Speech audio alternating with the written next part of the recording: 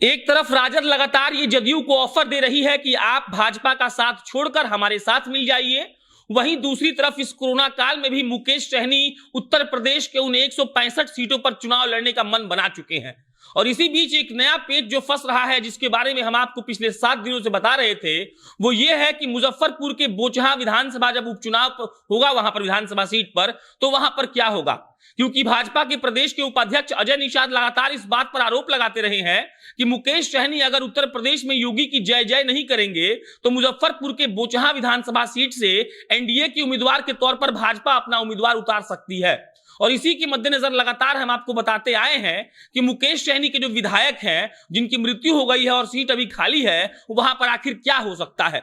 ये लड़ाई अब धीरे धीरे दिलचस्प होती इसलिए जा रही है क्योंकि वहां पर कई तरह के नए नए कैंडिडेट आ रहे हैं। वहां पर कैंडिडेटों ने अपना अपना पोस्टर लगाना भी शुरू कर दिया है और वहां पर मुकेश सहनी कहीं ना कहीं नदारद दिख रहे हैं। आपको बता दें कि मुकेश सहनी जब से इन्होंने यह ऐलान किया है कि वो उत्तर प्रदेश के 165 सीटों पर अकेले विधानसभा का चुनाव लड़ेंगे, तब से यह कहा जा रहा है कि कुछ ना कुछ गड़बड़ होगा और भाजपा इस बात को बर्दाश्त नहीं करेगी।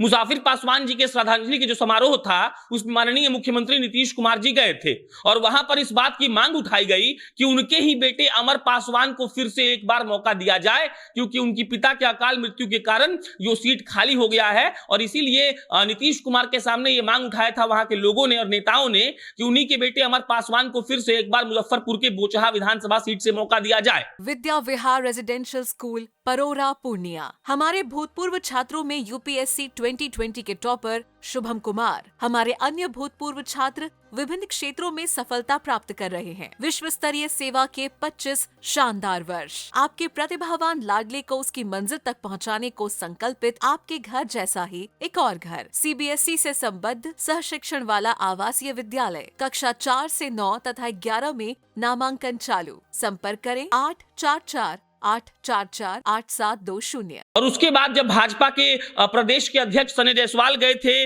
वहां के जो एक समाजवादी नेता है जयनारायण निषाद जी, उनकी पुण्यतिथि पर, तो वहां पर भाजपा के जो नेता है राम सूरत राय, उन्होंने ये सवाल उठाया कि कम से कम एक बार बेबी कुमारी को टिकट मिलना चाहिए क्योंकि वो वहां से सिटिंग विधायक थी। और इसके बाद हम ये देख सकते हैं कि एनडीए से ही 2 प्रत्याशी आ गए हैं और अब मुकेश सहनी का क्या होगा इसका कोई भी अंदाजा नहीं लग पा रहा है।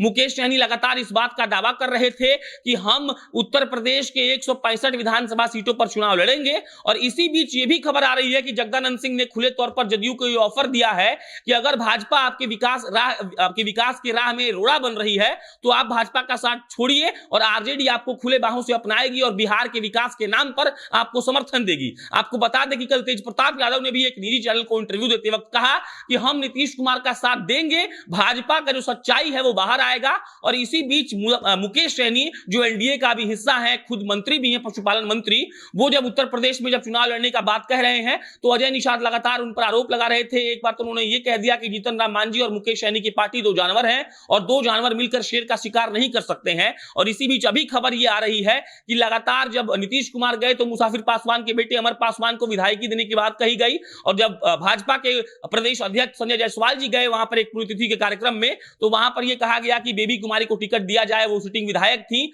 और इसी के मद्देनजर ये लगातार कयास लगाए जा रहे हैं कि अब मुकेश सहनी का क्या होगा।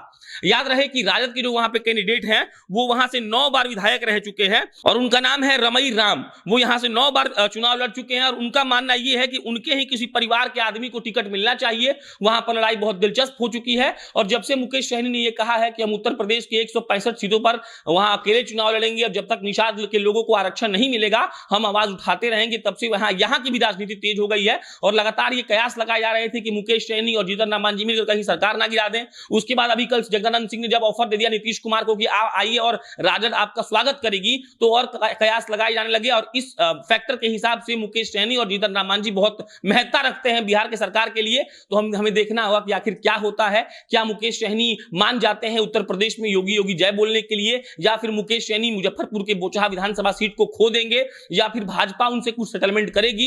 ये सब भविष्य के गाल में समाया हुआ जवाब है, लेकिन कहीं ना कहीं हमें यह लग रहा है कि अगर उत्तर प्रदेश में मुकेश सहनी नहीं मानेंगे तो भाजपा वहां गड़बड़ करेगी, और यहां अगर वो नहीं मानते हैं तो यहां पर उनका सीट जो बोचहा विधानसभा का सीट है वो किसी और को मिल जाएगा, भाजपा अपना उम्मीदवार उतार सकती है। और उसी वक्त ये भी सवाल उठता है कि क्या मृत्युंजय तिवारी ने जो कहा कि खरमास के बाद बिहार में खेला होगा, तो आखिर क्या खेला हो सकता है, इस पर हमारी पैनी नजर बनी हुई है। जब भी इस पर कोई अपडेट आएगा तो आपको हम बताएंगे। मेरा नाम प्रशांत राय है, आप जनता जंक्शन देख रहे थे। बहुत बहुत धन्यवाद।